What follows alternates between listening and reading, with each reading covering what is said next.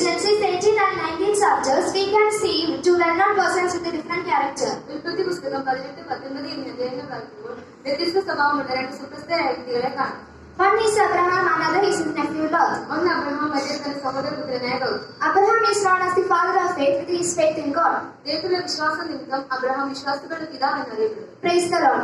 ദൈവത്തിന് സ്തോത്രം. Abraham reveals his faith in his actions. Abraham തന്റെ പ്രവൃത്തിയുടെ വിശ്വാസത്തെ വെളിപ്പെടുത്തുന്നു. He lived in tents.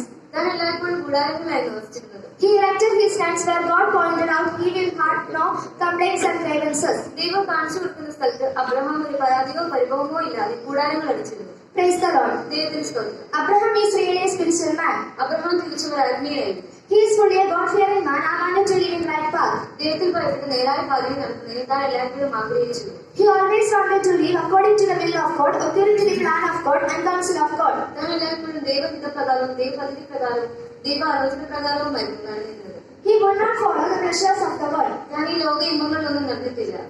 We can take Abraham as a role model of our life. Abraham നമുക്കൊരു ഉത്തമ മാതൃക തന്നെയാണ്. Praise the Lord. ദൈവത്തിന് സ്തോത്രം. But we can see Lot has a different character. എന്നാൽ ലോകം വ്യത്യസ്ത സ്വഭാവമുള്ളവനെ കാണും. He was totally a materialistic man. താൻ തികച്ചും ഒരു ഭൗമിക മനുഷ്യൻ തന്നെയാണ്. He was not a God-fearing man and never wanted to live in right path. ദൈവത്തിൽ ഭയപ്പെട്ട നേരായ പാതയിൽ നടക്കുന്നതിന് താൻ ആഗ്രഹിച്ചിരുന്നില്ല. He was not a man lived to the will of God, plan of God and counsel of God. ദൈവഹിത പ്രകാരമോ ദൈവപദ്ധതി പ്രകാരമോ ദൈവ ആലോചന പ്രകാരമോ ആയിരുന്നില്ല തന്റെ ജീവിതം. He enjoyed the extravagance and comfort of the world. ഈ ലോക സൗകര്യങ്ങളിലും തനിക്ക് ബോധിച്ച വ്യക്തികളും ജീവിച്ചു. But we can see a merciful God with everlasting love. എന്നാൽ കരുണാനിധിയായ ദൈവത്തിന്റെ നിത്യസ്നേഹം നമുക്കിവിടെ കാണാം. Praise the Lord. ദൈവത്തിന് സ്തോത്രം. That merciful God wanted to save Lot from this destruction. കരുണാനിധിയായ ദൈവം സൊദോമിന്റെ നാശത്തൊന്നും ലോകത്തെ വിടുവിക്കാൻ ആഗ്രഹിച്ചു. The angel of said Lot to escape from their pure life, do not look behind, nor stare anywhere, escape to the mountains. യഹോവയുടെ ദൂതൻ ഇപ്രകാരം പറയുകയുണ്ടായി, ജീവരക്ഷയ്ക്കായി ഓടിപ്പോക, പുറകോട്ട് നോക്കരുത്, ഇവിടെ നിന്ന് നിൽക്കാതെ പർവ്വതത്തിലേക്ക് ഓടിപ്പോക. But Lot made many excuses. എന്നാൽ ലോകത്ത് പല ഒഴിവുകേടുകൾ പറയുകയുണ്ടായി. He said, I shall run to the nearest town. എനിക്ക് പർവ്വതത്തിലേക്ക് ഓടിപ്പോകാൻ സാധ്യമല്ല, സമീപമുള്ള പട്ടണത്തിലേക്ക് പോകാമെന്ന് ലോകത്ത് പറയുകയുണ്ടായി. God agreed to his willingness. തന്റെ വാഗ്ദാനം നിറവേറാൻ ദൈവം സമ്മതിക്കുകയുണ്ടായി. God saved his family from the destruction of Sodom. അങ്ങനെ സൊദോമിന്റെ നാശത്തിൽ നിന്നും ലോകത്തിന്റെ കുടുംബത്തെ ദൈവം രക്ഷിച്ചു. Dear children of God, an unavoidable destruction will happen to our life.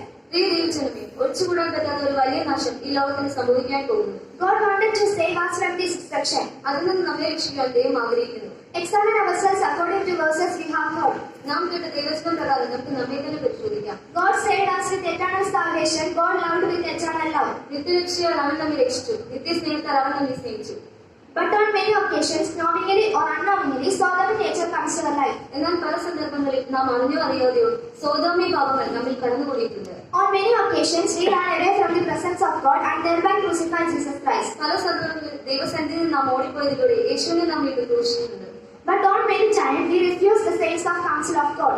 എത്രയോ പ്രാവശ്യം വിശുദ്ധന്മാരോട് കേട്ട ആലോചനകൾ നാം നിരസിച്ചിട്ടുണ്ട്. Because of His love, God reveals His mercy upon you. എന്നാൽ ദൈവത്തിന്റെ നിത്യസ്നേഹത്താൽ തന്റെ കരുണ നമ്മുടെ മേൽ വെളിപ്പെട്ടിട്ടുണ്ട്. Perhaps we may have some Sodomic nature. ഒരുപക്ഷെ നമ്മുടെ ജീവിതത്തിൽ സോദോമ്യ സ്വഭാവങ്ങൾ കണ്ടുവരുന്നതാണ്.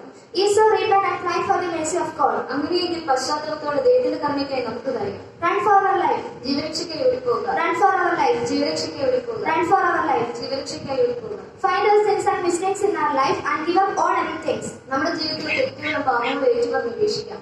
Jesus Christ is coming soon. കർത്താവ് യേശുക്രിസ്തു വേഗം വരുന്നു. Let us prepare ourselves for the coming of Jesus Christ. കർത്താവിന് വരുന്നതിനായി നമുക്ക് നമ്മെ തന്നെ എടുക്കാം. May God bless you all. ദൈവം നമ്മെ അനുഗ്രഹിക്കുമാറാകും. Praise the Lord. ദൈവത്തിന് സ്തോത്രം.